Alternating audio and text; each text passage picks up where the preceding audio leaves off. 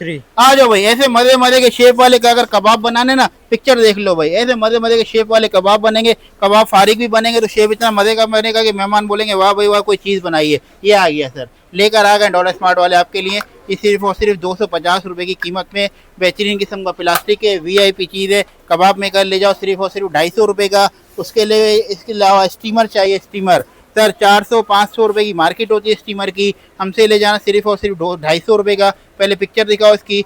VIP article मिलेगा आपको 250 रुपये में। जितना शेप बनाना चाह रहे हो, बंद करके खोल के रखना चाह रहे हो, पतीली वगैरह भी रख सकते हो, वीआईपी आर्टिकल हो जाएगा 250 रुपये में। ये चीज़ भी आपको इंशाल्लाह डॉलर स्मार्ट से मिल जाएगी। डॉलर स्मार्ट पे और क्या क्या मिलेगा आपको सर, सारा किचन का सामान। और ये चेक करा दो सर, ये दोबारा आ गए मेरे पास, रुकते ही नहीं है माशाल्लाह से सर। वीडियो देख कर आओगे फिर ख़त्म हो जाएंगे, दोबारा देख कर आओगे फिर ख़त्म हो जाएंगे।